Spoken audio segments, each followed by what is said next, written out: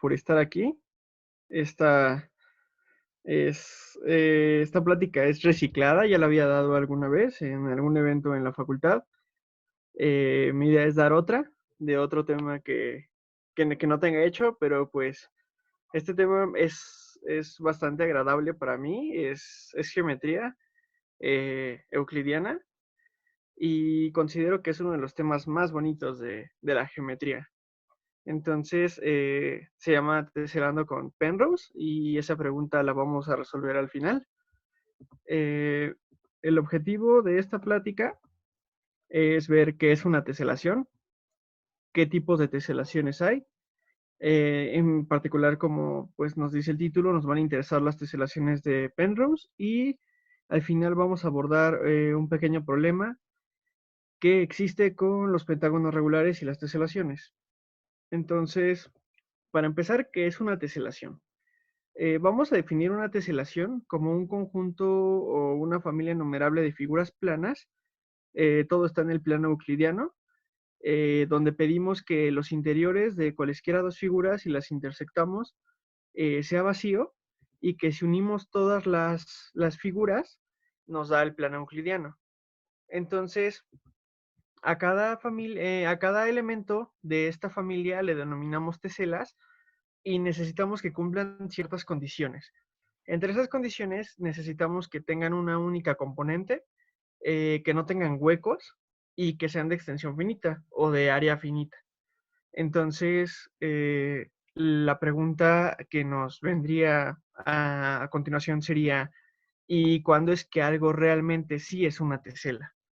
Entonces, podemos llamar a una figura plana que tesela si solo si cumple que es una figura acotada, lo cual nos va a ayudar a que sea de extensión finita, que sea conexa, y pedimos también que sea simplemente conexa para evitar la situación de que tenga hoyos interiores. Aparte de esto, necesitamos que la frontera también cumpla ciertas condiciones.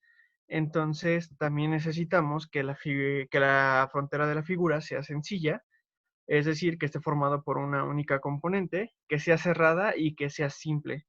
Esto de simple lo podemos ver como que si quitamos una cantidad finita de puntos de la frontera, la figura no se vuelve disconexa. Podríamos tomar el caso de una lemiscata, que si tomamos el punto donde las curvas, bueno, la curva se sobrepone, si quitamos esos dos puntos, tenemos que la figura se vuelve disconexa y entonces esa ya no nos serviría.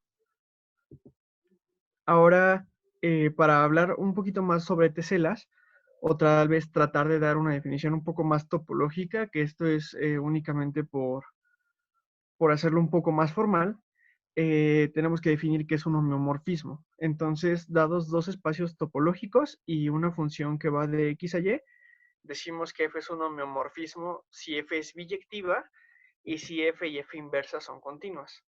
Y entonces aquí viene una relación muy bonita entre la geometría y la topología, que tenemos que es equivalente que TI sea una tesela a que TI sea homeomorfa a un disco topológico y que cumpla que para cualesquiera dos eh, elementos de la familia TI su intersección sea de área cero. Eso quiere decir que o es vacía o es frontera y que la unión de todos los elementos de la familia de TI sea igual al plano euclidiano. Entonces, eso hace todavía un poco más simple cuando saber si es una tesela o no es una tesela. Basta con que cumpla que sea homeomorfa al disco y que al momento de intersectar cualesquiera dos sea de área cero y que al unirlo sea el euclidiano. Entonces, eso ya nos da una noción un poco más simple de que sí es una tesela para poder saber cuándo sí es una teselación. Ahora, lo bonito de este tema es que esto se ve muy teórico, pero realmente para poder entender qué es una tesela necesitamos dibujos y figuras. Entonces, aquí tenemos ejemplos. Esta es una teselación con hexágonos, donde no necesariamente, donde no son regulares, pero tienen 6 lados. Entonces podemos ver que si tomamos cualesquiera dos figuras, su intersección o va a ser vacía o va a ser de área cero, y claramente cada figura va a ser homeomorfa al disco. Entonces, podemos notar que esta sí es una teselación y cada pieza de la teselación va a ser una tesela. Aquí tenemos una teselación con iguanas, que esta teselación viene de un personaje muy conocido como Escher. Escher lo que hacía es que tomaba teselaciones con figuras y las modificaba de cierta forma para obtener este tipo de patrones con cosas más cercanas a la naturaleza. Entonces aquí tenemos una teselación que él hizo. Si se pueden dar cuenta, vuelve a cumplir las mismas condiciones y por lo tanto podemos denominar que cada iguana es una tesela y que a su vez la unión de todas las teselas nos va a dar una teselación del plano euclidiano. Para esto, como definimos al inicio, una teselación es, es una familia numerable y esto hace que sea difícil poder hablar de las teselaciones porque tenemos una cantidad infinita de teselas y eso no nos ayuda. Entonces necesitamos tratar de irnos a algo más particular y para eso necesitamos a las prototeselas. Entonces tenemos que definirlas. Para esto diremos que dos teselas van a estar relacionadas si son congruentes completamente en el ámbito geométrico. Es decir, que lado con lado son iguales y que los ángulos también se respetan. Entonces necesitamos que sean dos teselas congruentes para que estén relacionadas. Ahora, esta relación es una relación de equivalencia. Y esto es muy importante, ya que podemos obtener nuestra definición de prototesela, ya que TI va a ser una prototesela si es el representante de alguna clase de equivalencia de la relación. ¿Qué quiere decir esto? Que si tomamos una teselación, nos basta con fijarnos cómo se comportan las clases de equivalencia y tomar a esos representantes para poder investigar más sobre la teselación. En este caso, tenemos que es una teselación nuevamente de hexágonos, en este caso regulares. Entonces, como estamos teselando únicamente con hexágonos regulares, cualesquiera dos teselas que tú tomes van a estar relacionadas. Y esto nos va a implicar que entonces solo vamos a tener un representante en esa clase que va a ser un hexágono regular y por lo tanto tenemos una teselación con una única prototesela. Y entonces ya es más fácil investigar cómo se comporta esa única prototesela a tener que investigar tesela por tesela en la teselación. En este caso tenemos una teselación con 6 prototeselas. Si las contamos se puede notar que están divididas por colores. Entonces tenemos 6 triángulos y de esos 6 triángulos son 6 distintos. Entonces tenemos 6 clases de equivalencia y nos basta con tomar un representante para poder decir que tenemos 6 prototeselas. También como esto es muy geométrico, ok, ya tenemos prototeselas, pero ¿cómo podemos asegurar que lo que estamos obteniendo de información de esa prototesela va a ser válida para toda la teselación? Para esto ocupamos las isometrías.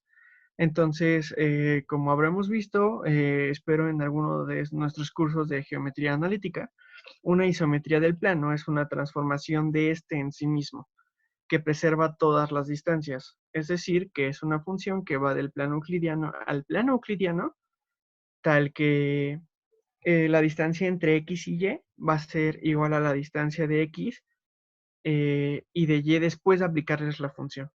Eso es muy importante. También podemos observar que la identidad claramente va a ser una isometría, ya que deja todo fijo. Entonces, las distancias entre cualesquiera dos puntos se van a mantener. Para esto necesitamos preguntarnos pues cuáles son las isometrías del plano. Como habremos visto, tenemos 4 isometrías distintas. Estas son la rotación alrededor de un punto y de un ángulo, la traslación en alguna dirección D, la reflexión respecto a una línea L dada, y hay otra que casi no conocemos, pero también es muy útil, que se le conoce como paso o reflexión deslizada, que simplemente es componer una reflexión y después de eso aplicamos una traslación, siempre en dirección paralela a la recta L sobre la cual reflejamos. Entonces aquí tenemos unos ejemplos. Tenemos la primera, que es una traslación. Luego tenemos una reflexión respecto a una línea. Y la última que habíamos mencionado, tenemos una reflexión deslizada. ¿Qué fue lo que hicimos? Tomamos la línea más gruesa, que es la horizontal, y reflejamos respecto a esa línea, y luego, tomando una dirección paralela a esa línea de reflexión, nos trasladamos. También necesitamos hablar de simetrías. Entonces, las simetrías en las teselaciones son casi iguales que las simetrías en el plano. Entonces, para esto primero necesitamos hablar de simetrías en el plano. Entonces, tenemos nuevamente nuestra teselación T, y vamos a decir que una isometría del plano es una simetría si manda una simetría de la teselación, si manda cada tesela de T en una tesela de T. O sea, es decir, que si tomamos nuestro plano euclidiano ya teselado, al aplicarle la isometría, resulta que esa tesela que nosotros estamos, a la que le estamos aplicando la isometría, sí va a dar a otra teselación, a otra tesela de la teselación. No que caiga entre dos teselas o ese tipo de cositas, sino realmente estamos buscando que cada tesela te la mande en otra tesela. Y tenemos que el grupo de simetrías lo vamos a denotar por S de T. Ahora, ya que sabemos un poco más sobre isometrías y que ya tenemos una noción de simetría, eh, pues vamos a decir que una teselación es simétrica si el grupo de simetrías contiene simetrías distintas a la identidad, es decir, que necesitamos que al menos exista otra simetría distinta en el grupo a la identidad. Y aquí estamos entrando en un punto muy importante de la plática, porque vamos a hablar de unas teselaciones que son muy comunes, y esto nos va a dar noción a poder hablar de otras teselaciones que no son tan comunes y que son las que nos interesan. Dada una teselación, llamaremos esta regular si las prototeselas son polígonos regulares. Y estas las hemos visto en cientos de lados. Si ponemos atención, cuando tenemos una pared llena de azulejos, tenemos teselaciones regulares si los azulejos son cuadrados, ¿no? También podemos notar que el panal de abejas está formado por hexágonos regulares, entonces ahí tenemos otra teselación. Muchas veces hay lugares donde notamos que el piso están colocados tabiques también hexagonales, entonces eso es otra forma de teselar, por así decir, el plano, en este caso el espacio. Entonces, pues las teselaciones regulares son fáciles de identificar, porque basta con que veamos que todo el conjunto de prototeselas son polígonos regulares. Y tomando esa idea, análogamente, tenemos que va a ser irregular si al menos una de sus prototeselas es un polígono irregular. Aquí tenemos que este ejemplo es una teselación regular, ya que tenemos únicamente dos prototeselas, que son el cuadrado y el triángulo equilátero. Entonces, con esas dos basta para teselar el plano, y ambos son polígonos regulares. Y en este caso tenemos teselaciones irregulares, ya que tenemos que estamos teselando, si nos fijamos únicamente en las figuras que tienen por frontera lo blanco, estamos teselando con pentágonos. Y si nos fijáramos por coloración, también pues queda claro que es una teselación irregular. Y esto de que sean teselaciones irregulares es muy interesante, porque el conjunto de isometría se comporta muy distinto, y eso nos da muchísimo más juego a comparación de las teselaciones regulares. Y una teselación periódica. Una teselación periódica es aquella que contiene dos traslaciones en direcciones no paralelas. Y de forma pues intuitiva podemos decir que una teselación no es periódica si no tiene traslaciones. Entonces, a lo que se refiere con periódica es como lo que conocemos de la función seno o coseno, que cada cierto tiempo se repite. En este caso es lo mismo. Eh, con lo que tenga dos direcciones, dos traslaciones en direcciones no paralelas, nos está indicando que la teselación se va a repetir el patrón. En este caso podemos observar que si tomamos esta teselación sin coloración, tenemos que para cualquier pescadito que tomemos existen traslaciones hacia la derecha y hacia arriba. Por lo tanto, podemos decir que esta teselación es periódica. Esto es útil porque de esta forma nosotros podemos estudiar todavía una sección más pequeña de la teselación y con base en los resultados podemos extender los resultados a una teselación completa, dado que basta con que lo que estudiamos lo traslademos en esas direcciones. Y en este caso tenemos una teselación no periódica, ya que si tomamos cualquier sección de la teselación, no lo vamos a poder trasladar en dos direcciones distintas. Aquí es muy importante que solamente son usando traslaciones. No podemos rotar, no podemos dar pasos, no podemos reflejar, únicamente es usando traslaciones.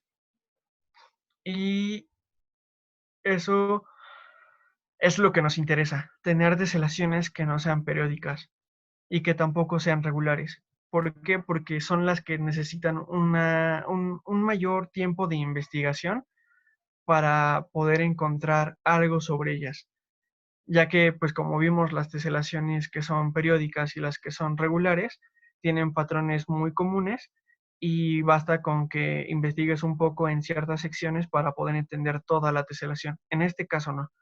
En este caso tenemos que ayudarnos de otras herramientas. Y aquí entramos al punto interesante de la plática.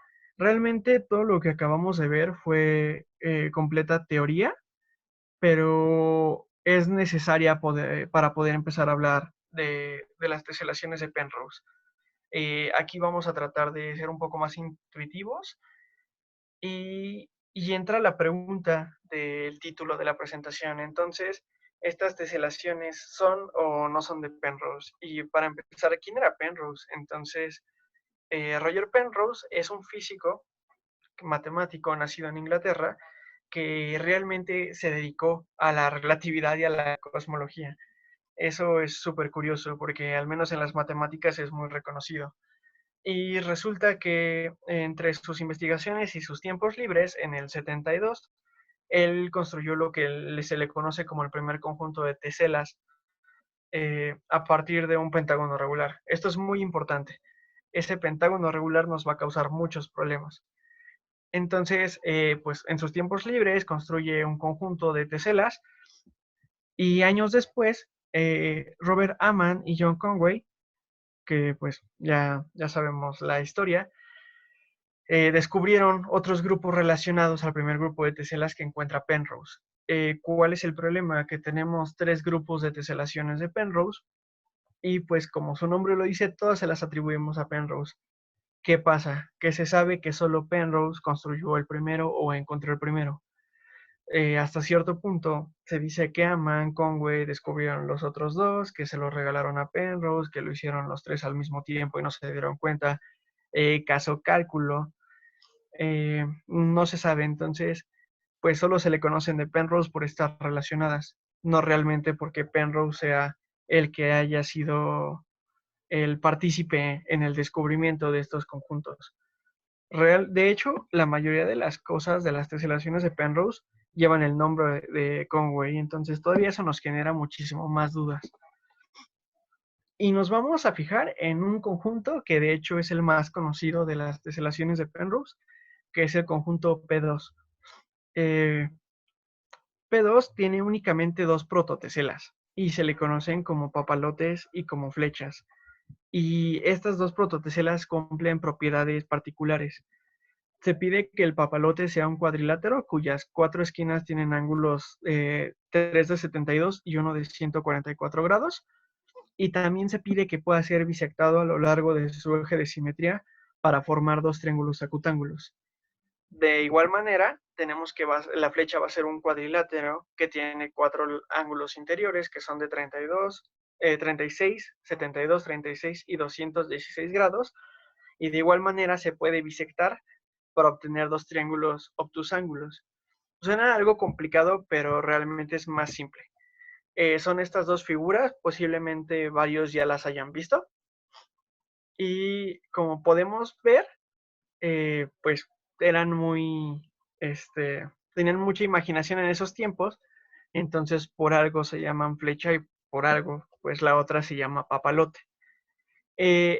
No, omitan la línea roja y verde que aparecen en las figuras, esas nos van a ayudar después, pero estas eran las únicas dos figuras con las que se necesita teselar el plano. Y entonces, eh, hemos estado hablando de un montón de tipos de teselaciones, ¿y eso para qué? Podemos observar que con las dos prototeselas anteriores podemos construir una teselación periódica, formando un paralelogramo del lado phi. Algo importante de estas prototeselas es que si tú empiezas a colocar lados con valor 1, vas a llegar a que ciertos lados tienen que ser del valor phi, conocido también por ser el valor de la proporción áurea. Ahora, esta teselación periódica, ¿de dónde viene? Si podemos notar cómo están colocadas las prototeselas, es fácil notar que podemos unirlas tal como están y eso nos va a dar un paralelogramo. Y entonces con ese paralelogramo vamos a poder trasladarlo hacia la derecha, hacia la izquierda, hacia arriba y hacia abajo, de forma que nosotros completamos todo el plano. Y entonces habremos obtenido una teselación periódica con esas dos prototeselas. Lalo, no te escuchas bien. Voy a tomar agua.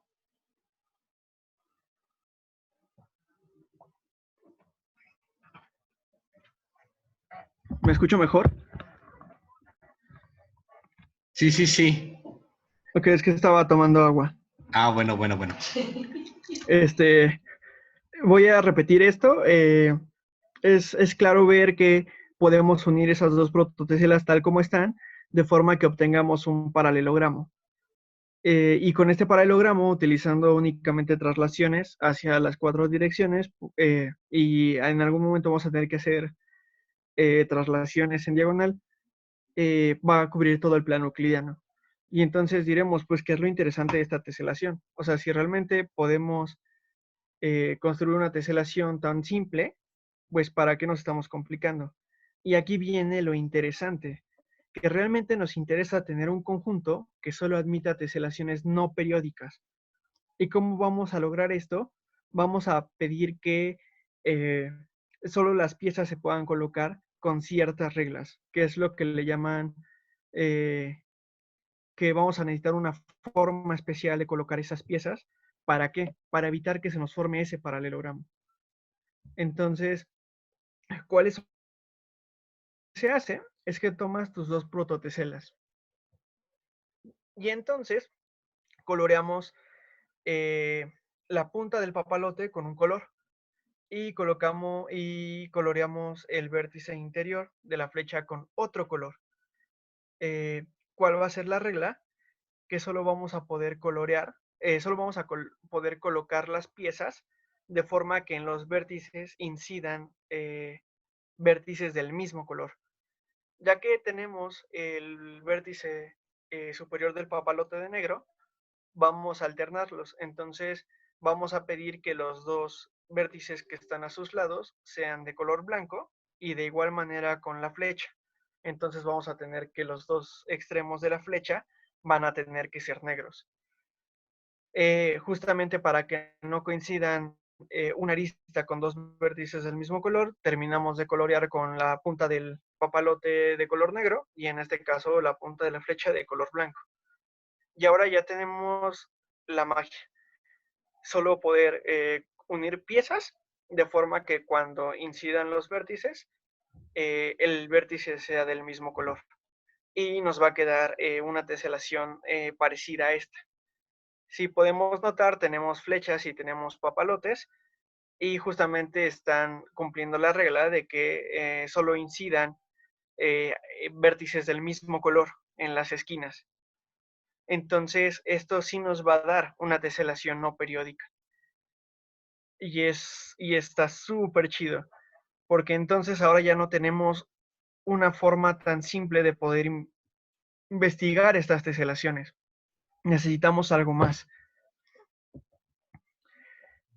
Y pues, después de esto, Conway se dio cuenta que con el pegado anterior existían únicamente 7 formas de rodear un vértice con papalotes y flechas. Y él decidió, pues son 7 y lo más fácil es ponerles nombres. Y las llamó Sol, Estrella, As, Diablo, Jack, Reina y Rey. Y a estos vértices, es decir, al vértice que tú estás rodeando, se le denomina vértice de Penrose.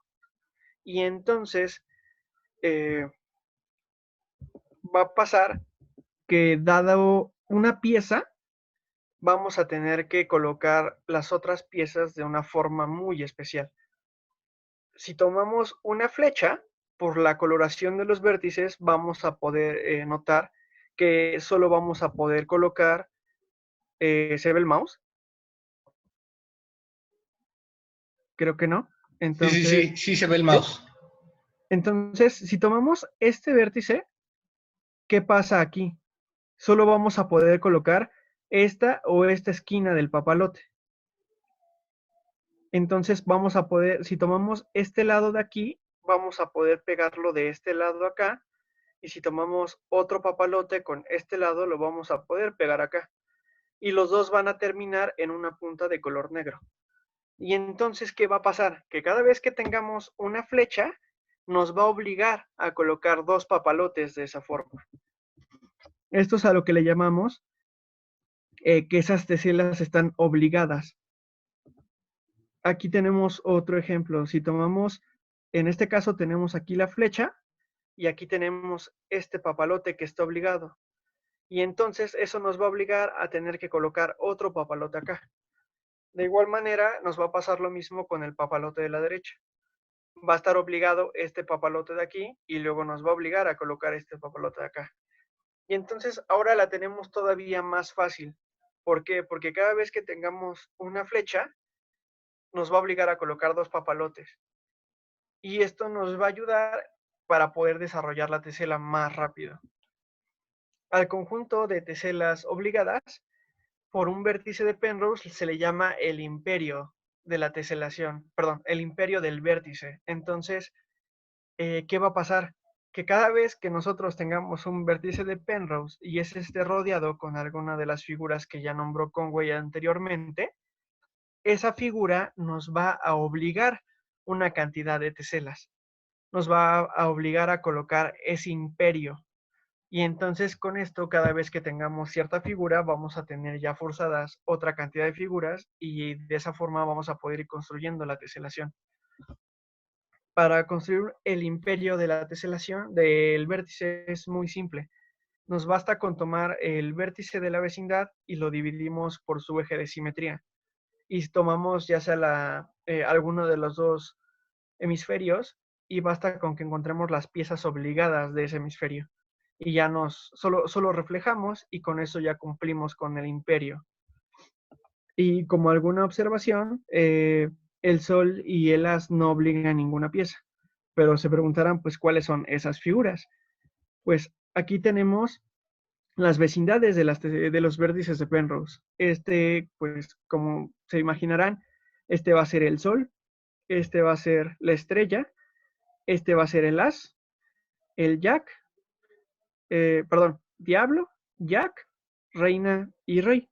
Y como le decía, aquí tenemos 5 papalotes y entonces no tenemos obligada ninguna pieza, ya que podríamos colocar un papalote o podríamos colocar una flecha. De misma manera con el as. Con los demás no. Con los demás es necesario que cada vez que los veamos en la teselación se coloque en su imperio.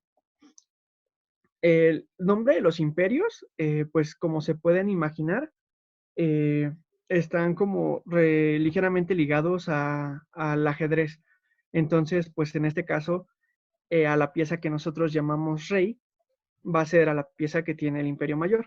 Aproximadamente el imperio del rey tiene unas 50 piezas, a comparación del imperio de la reina, que tendrá lo más 27. Y aquí podemos ver el imperio de la estrella, el imperio del Jack, perdón, de Diablo, el imperio de Jack, el imperio de la reina, y en este caso vamos a tener el imperio del rey. Si se dan cuenta, son simétricos. Si nosotros tomamos como eje de simetría a partir a la mitad y tomamos ya sea a la derecha o a la izquierda, tenemos exactamente las mismas piezas. Entonces, de esa forma construimos el imperio. Y aquí, este imperio de acá, está coloreado de negro una sección mayor. ¿Qué es lo que pasa? Que resulta que cuando nosotros encontramos un rey y forzamos a colocar su imperio ahí, en el imperio del rey se van a formar otras vecindades de los vértices y eso nos va a forzar a tener otros imperios dentro del imperio del rey. De hecho, tomando la vecindad del rey, nos va a forzar a tener una reina y otro rey dentro. Entonces, ¿qué va a pasar con esto? Que cada vez que tengamos un rey, en su imperio se va a encontrar otro rey. Y ese rey nos va a forzar a tener el imperio del rey al lado del imperio del rey. Y entonces nos va a pasar que en el imperio del segundo rey va a haber un tercer rey. Y eso se va a repetir siempre. Eh, y vamos a poder teselar únicamente con el rey, donde implícitamente van a estar las demás vecindades. Ojo, esto que los imperios se vayan repitiendo no implica que sea esa teselación periódica, ya que no se repiten colocándose el rey en la misma posición siempre, sino por cómo está constituido. eh,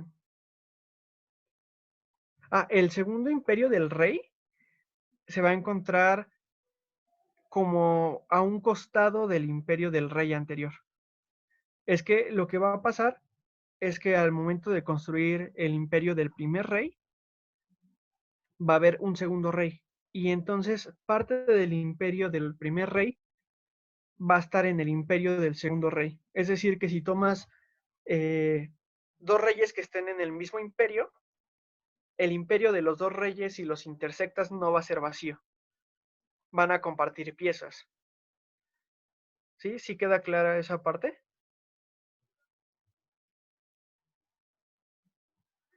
Sí, o sea, lo que va a pasar es que cuando nosotros tomemos un rey y hagamos su imperio, cuando aparezca el siguiente rey, van a haber varias piezas colocadas ya de su imperio.